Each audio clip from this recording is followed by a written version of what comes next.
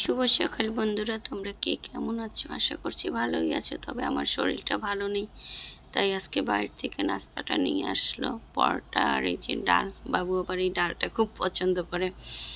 তবে আজকে শরীরটা এতই খারাপ লাগলো যে স্কুলেই যেতে পারলাম না। পরে ছুটি নিলাম ফোন করে।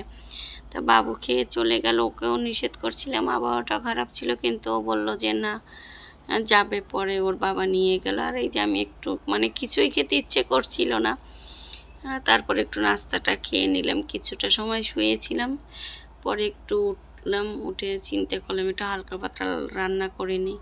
কারণ রান্না যদি বলছিল দীপের বাবা দীপ যে খিচুড়ি রান্না করার জন্য, কিন্তু ফ্রিজে সবজিগুলো না নষ্ট হয়ে যাচ্ছে। প্রতিদিনই যে তাড়াহুড়ো করে রান্না বান্না করা হয়, অনেক কিছুই রান্না সবজি থেকেই যায়। আর খিচুড়ি রান্না করলে সবজিগুলো আজকেও খাওয়া হবে না, কারণ কবের সেই পুঁই শাক এখনও ফ্রিজে আছে।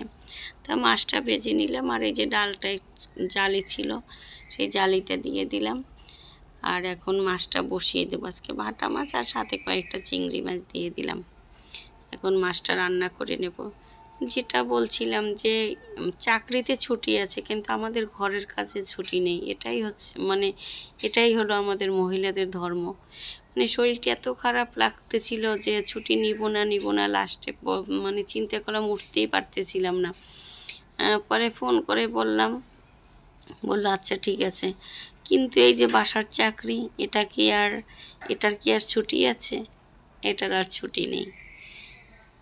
উঠে পড়লাম, কিছুটা সময় শুয়েছিলাম, পরে নিজের তাগিদেই উঠে পড়লাম, কারণ রান্নাটা তো আমাকেই করতে হবে। আমি যতটাই অসুস্থ হই, একেবারে বিছানায় পড়া না পর্যন্ত আমাদের এই হেসেলটা ঠেলেই যেতে হবে। সেটাই হয়ে গেল। মশলাটা কষানো, এখন এই যে মাছটা দিয়ে দিলাম। আর শাক রান্না করব, মাছটা হয়ে যাবে, যেহেতু পেঁয়াজ দিয়ে রান্না করছি, তো আর কোনো তরকারি দিই। আর পুঁই শাকটা কাটা ছিল, এই জন্যই সাহস করে বের করলাম যে যেহেতু কাটা আছে রান্নাটা করে নিয়েছি। একটু লবণ কম হয়েছিল, লবণটা দিয়ে দিলাম। আর এই যে ডালটা হয়ে গেছে, এখন সোমবার দিয়ে দেব, 5 ফোড়ন দেব। মরিচটা দিলে ভালো হয়, শুকনো মরিচটা দিলে একটু সুন্দর ঘ্রাণ আসে,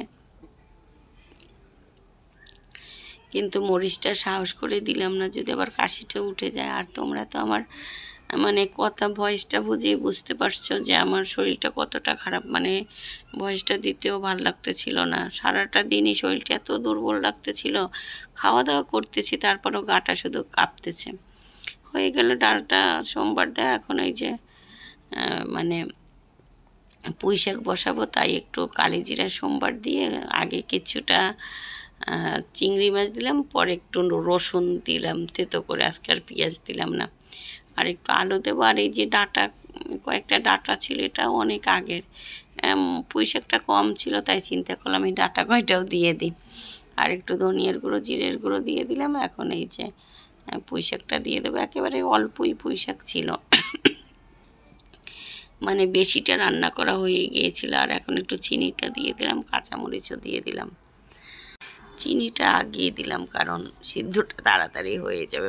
দাঁড়িয়ে দাঁড়িয়ে যে রান্না করতেছি, মনে হয় কি সেটাও পারতেছি না, ভাল লাগতেছে না। আর ভয়েসটাও আজকে কেন জানি দিতে পারতেছি না। হয়ে গেল লাল শাকটা রান্নাবান্না শেষ। রান্নাবান্না শেষ হলেও তো কাজের শেষ নেই। চুলাটা পরিষ্কার করতে হবে, স্নান করতে হবে।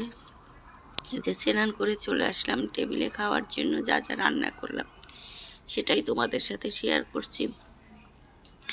এরপর আমরা লাঞ্চটা করে নেব। বাবুকেও খাবারটা দিয়ে দিলাম, আমিও বসে পড়লাম, ওর বাবাও বসে পড়ল।